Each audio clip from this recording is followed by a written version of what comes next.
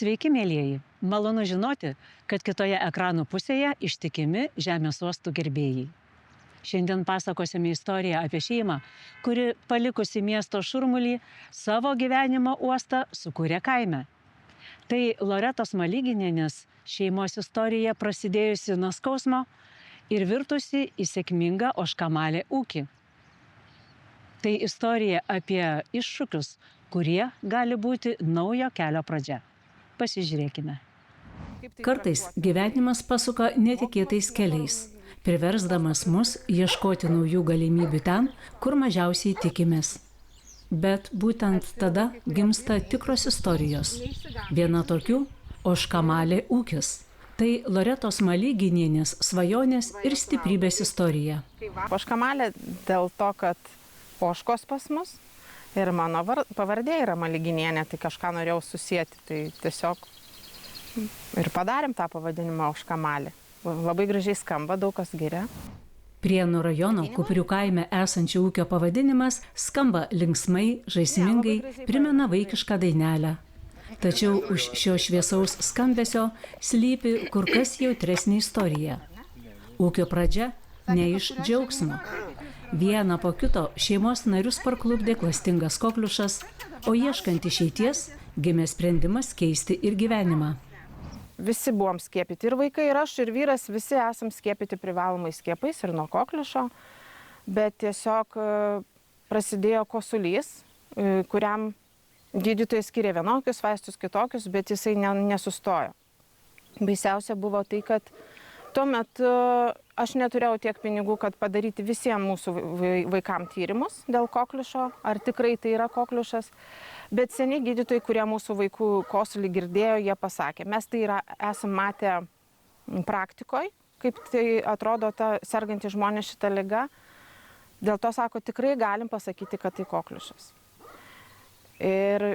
O būdo gydyti, kaip ir minėjo, man vaistų nėra. Pusę metų kosulys kankina su tokie priepuoliai, kai tu dūsti. Ir atrodo, kad tu uždusi, numirsi. Tikrai baisus kosulys. Kai jom tyrimus darytis, mums turėjo nemokamai daryti, viena gydytoja buvo pasakius, kad atvažiuokit, 9 mėnesių mergaitė buvo, kuri iš tikrųjų priepuolio metu jinai negali atsisėsti, kad ir išsikosėti. Ir jinai galėjo tikrai bet kuriuo metu uždusti, ar ne? Sena gydytoja tokia pasikvietė tikrai infekcinio skyriaus ir sako, tikrai galiu pasakyti, kad tai yra kokliušas. Tiesiog be tyrimų mums buvo gydytojų kitų nustatyta, pasakė, tikrai yra kokliušas. Pagrindinė pagalba, kas galėtų padėti, tai yra ožkos pienas arba kumelės pienas. Mes pradėjom ieškoti ožkos, aš nemokėjau melžti ožkos. Išmokau melžti. Ožkos pienas ne vaistas, bet jis padeda eigoj. Tikrai lengvesnis būna kosulys. Ir visiems, kiek mūsų šeimos nariam, tikrai padėjo. Tai va būtent nuo tada pradėjom ožkas ir auginti. Pripratom prie to pieno, vaikas priprato ir lengvesni kosuliai ir tiesiog džiaugiamės, kad tai mums padėjo. Tokiems gydymo tikslams, kaip jau miniu, tai reikia gerti šiltą ožkos pieną, ką tik pamelžti. Tai tada tikrai bus nauda. Jie pradėjo gerti tiesiog ir priprato. Paskiau jau jokio kito pieno nenorėjo. Šiais laikais ožkų pienas nėra senovinis. Anksčiau būdavo, jisai turėdavo poskonį, kvapą tam tikrą ar ne. Dabar jis to neturi. Kai gyvenimas pasuko netikėtą kryptimi, Loreta atsigręžė į savo svajonę – gyventi taip, kaip seniai troško širdis. Paprastai, arti žemės, arti gyvenimo esmės. Aš pati augau kaime. Mano vyras yra visiškai miestietis, iš Kauno gatvių, kai aš sakau. Jis nemokėjo net dalgio rankose laikyti, nes pradžia ir buvo, kai pradėjom gyventi kaime, tai pirmas žolės pjovimas su senu dalgiu buvo. Tai aš jį mokinau, kaip reikėtų pjauti, nors pati nemokėjau, bet bent jau rodžiau principą. Tai ta tokia, sakau, visą laiką svajojau gyventi kaime ir galvojau, galbūt kada nors senatvėje auginsiu kokią karvę, būsiu sena bobutė, gaminsiu sūrius ir sėdėsiu turguje taip savo, užsidirbinėsiu pinigus. Nes miesto šurmulys mane vargina. Tiesiog per daug man ten žmonių, pikti labai, visi skubantis kažkur, o man norėjosi ramybės.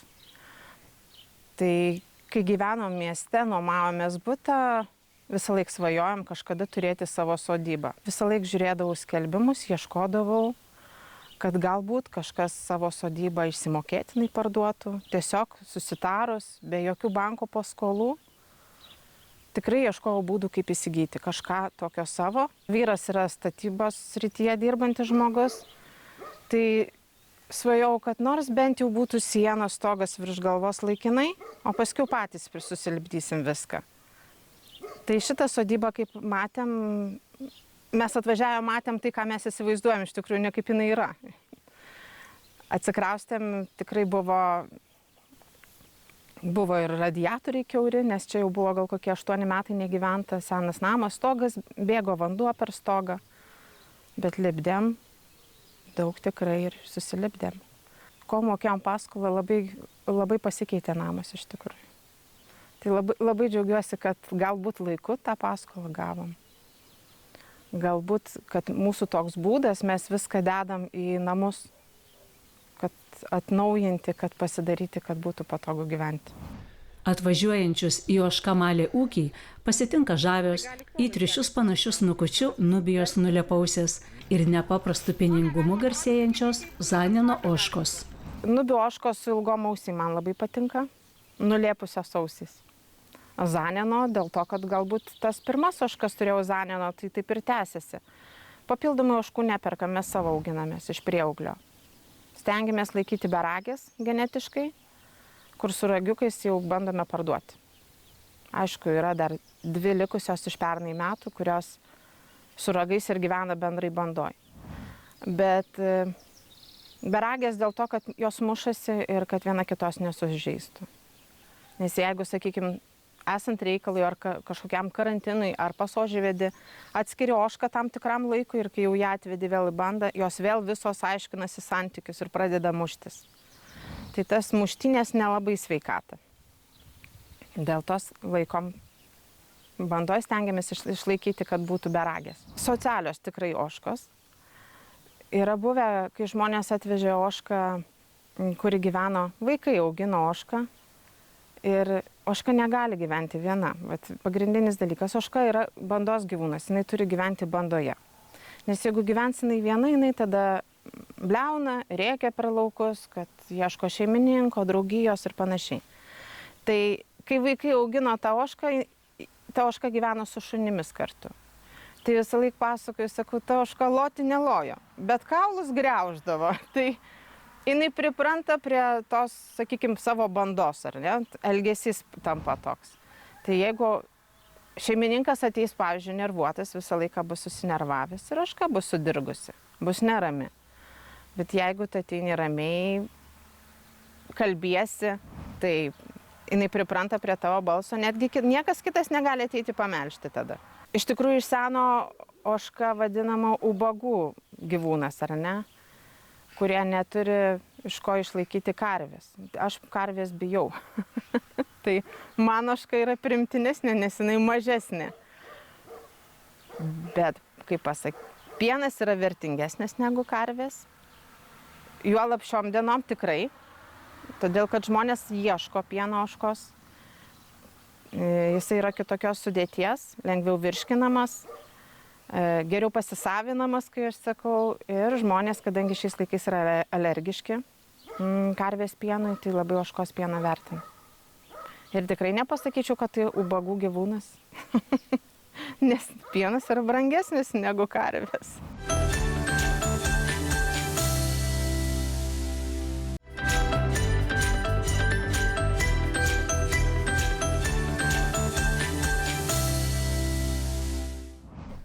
Loreta atvirauja. Kelias iki tobulo sūrio nebuvo lengvas. Kol gimė receptas, ne 1 litras pieno keliavo tiesiai vištoms. Tačiau atkaklumas nugalėjo. Šiandien ūkininkės sūriai ne tik džiugina išskirtiniu skoniu, bet ir pasakoja istoriją apie kantrybę, įgyvendinant svajonę. Mano svajonė buvo gyventi kartu su mama, tai dėl to ir mama kartu gyvena ir kažkaip jinai man pagalbininkė padeda pamaitinti, prižiūrėti. Mano pagrindas yra pamelžti, nes niekas mūsų šeimoje negali melžti, mama irgi negali, nes yra ligos pirštų. Tai ir pieno perdirbimas, tai yra mano. Kol aš išmokau sūrį kažkokį padaryti, labai daug pieno išpylėm. Labai vištos dėjo, matyt, ožkų pieno skonio kiaušinius. Tai va, labai daug esame išpylę pieno nepavykusio sūrio padaryto, išmetę.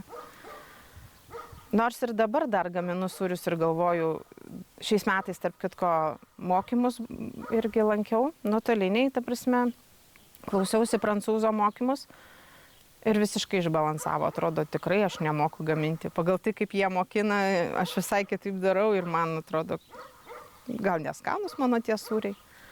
Bet kaip žmonės pavaišinu, ar ne, atrodo, man tas sūris neskanus, aš pavaišinu žmonės, jie paragauja ir sako, o, super, mes norim daugiau. Dabar pastaruoju metu labai noriu gaminti brandintus sūrius, bet neišeina, todėl kad neužtenka pieno. Vienas dalykas, brandintų sūrių gamyba tai yra kažkoks kaip menas. Tu pagamini tą sūrį, tu jo neparagausi, tu nežinai, kaip jisai gavosi. Tu jį paragausi po 4 arba 6 mėnesių. O gaminti reikėtų, ar ne, jau kasdieną, ar ne, kad tęstųsi ta jau tęstinumas būtų.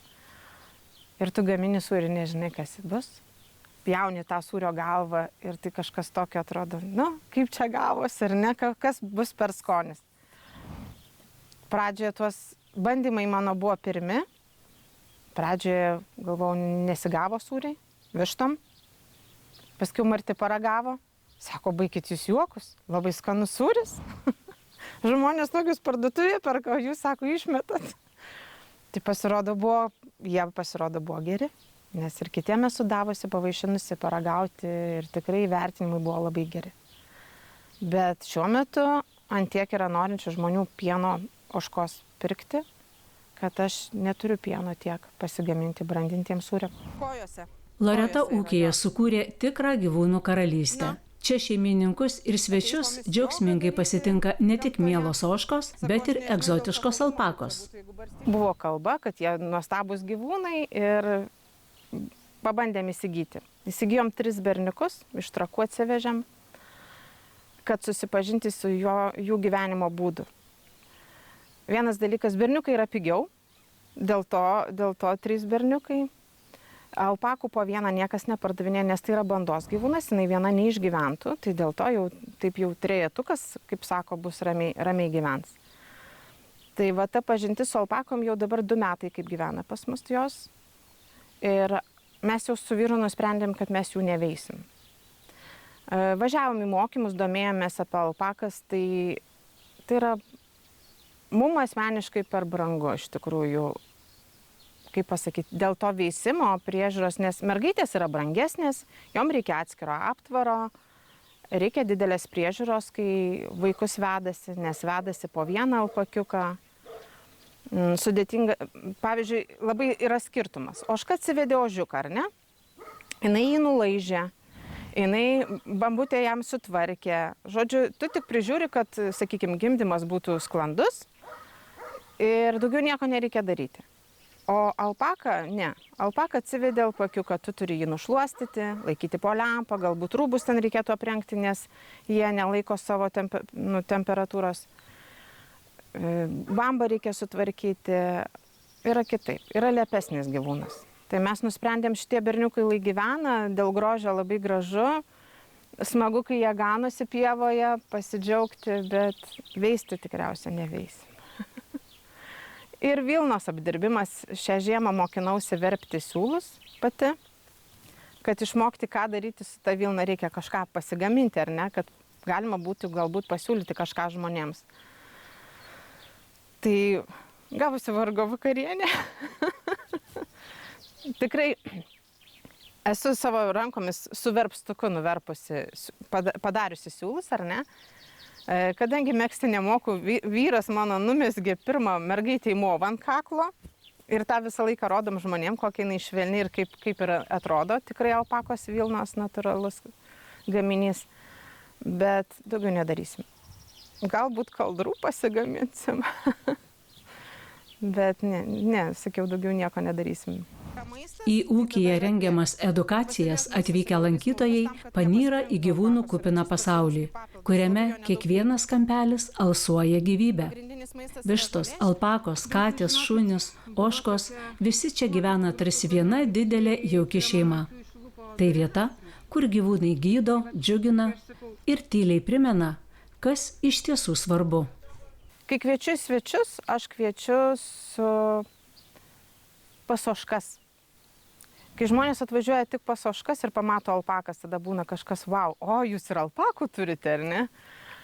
Jeigu aš pakviesiu pas alpakas, sakykime, kad apsilankytų, pas mus tik 3, jų kaip ir mažoka, reikėtų, kad būtų didesnė banda. Tai lūkesčiai būna žmonių didesni, suprantate, tada kai atvažiuoja, kad nenusiviltų. Tiesiog. Bet atvažiavę iš tikrųjų žmonės džiaugiasi tuom, kad gali, pavyzdžiui, paglostyti ožką, kas susijęs su ožkom. Paglosto, pamaitina. Yra šeimų, kas pamelžia, pabando gyvai pieno pasimelžti. Tai yra jau kažkas tokio, ne kasdienybė. Kaip ir minėjo, kai kurie žmonės sako, zoologijos sode tu ateini, pasižiūri ir išeini, viskas. O čia tu turi kontaktą. Tai yra svarbiausia. Tai yra kažkoks atsiranda vis tiek ryšys. Bet kas juokingiausia, jeigu vaikai lankosi, žinokit, išeidami ir klausia, kas labiausiai patiko. Labiausiai patiko paprastos vištos, kurias galima su žole palesinti. Ne alpakos, ne ožkos, o paprastos vištos. Šiais laikais daug kur visko galima gauti ir kažkaip reikia žmogų sudominti, ar ne?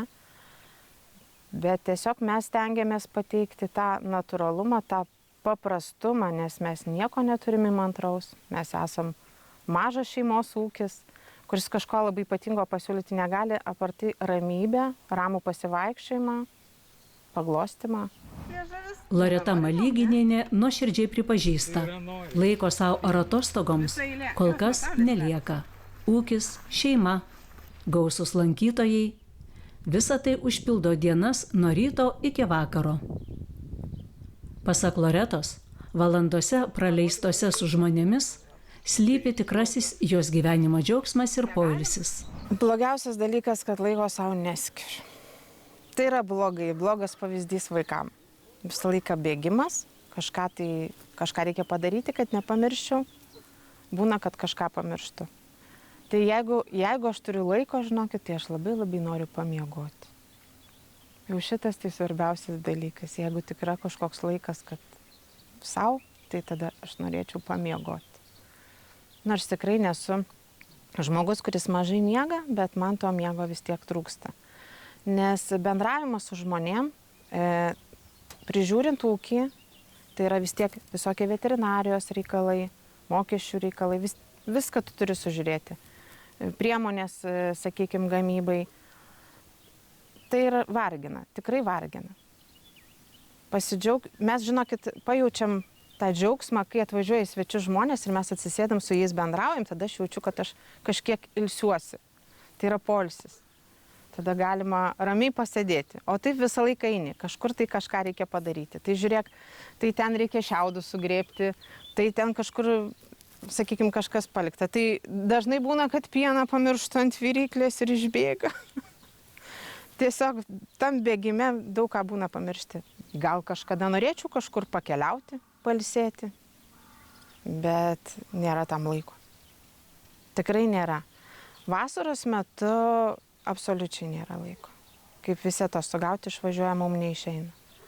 Žiemos metu man melžt mažiau ožkų būna, mažiau būna pieno, bet vis tiek reikia prižiūrėti. Ir gyvename mes tokioje vietoje, kur čia viešasis transportas nevažiuoja, galbūt vaikus reikia nuvežti į kažkokį būrelį, galbūt iš mokyklos paimti, reikia visą laiką būti prie namų. Labai džiaugiuosi, kad turiu teisės ir mašiną, nes buvo metas, žinokit, kai aš netgi su pilvu nėščia eidavau peškom. Į parduotuvę reikėdavo eiti apsipirkti, nebuvo su kom nuvažiuoti. Išlaikyti ir puoselėti ūkį kiekvieną dieną tai ne tik fizinis darbas, bet ir vidinė stiprybė. Loreta svajoja apie ateitį, kurioje galėtų skirti daugiau laiko savo, tiesiog pabūti, be skubėjimo, be rūpesčių. Tačiau ši svajonė atsimuša į realybės sieną. Kaime vis sunkiau rasti darbuotojų. Norėčiau tiesiog, kad būtų gal testinum, kad toliau tai vyktų, kaip dabar, kaip šiais metais.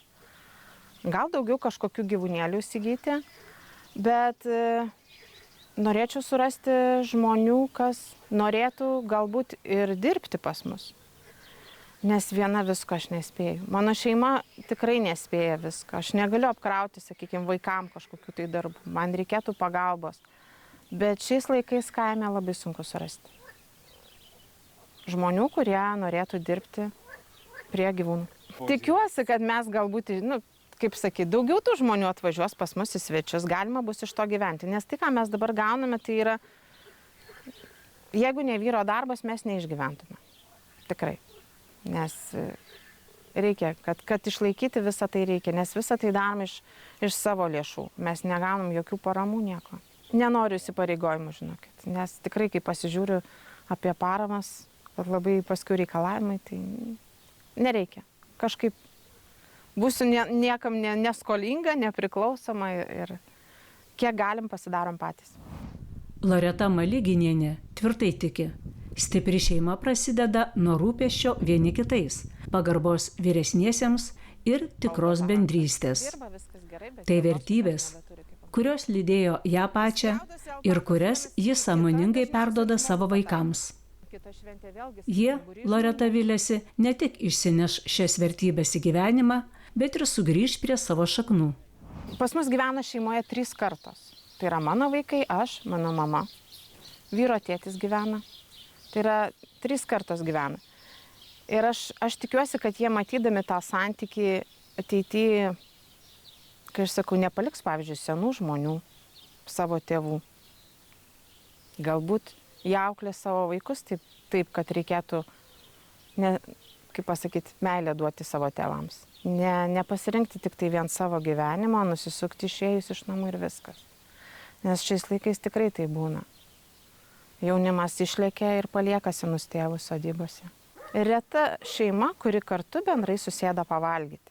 Jie kažkas kambariuose savo, su savo reikalais, atskirom lėkštėm ir panašiai. Pas mus būna bendrai. Tai va ta bendrystė man tai yra, kaip pasakyti, didžiausias turtas. Loretos Maliginienės šeimos istorija tai ryškus pavyzdys, kad miestiečiai kaime gali sukurti ne tik sėkmingą verslą, bet ir atrasti tikrąją laimės ir prasmės oazę. O škamalė tai ne tik ūkis, gaminantis puikius sūrius.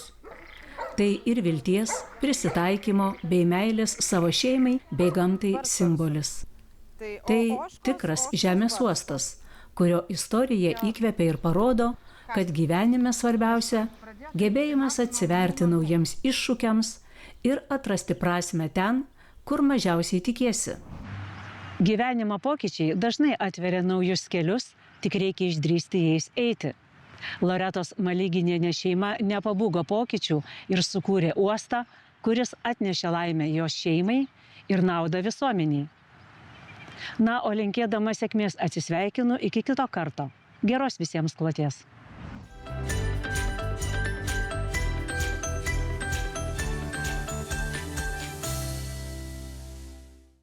Projektą iš dalies finansuoja Medijų rėmimo fondas.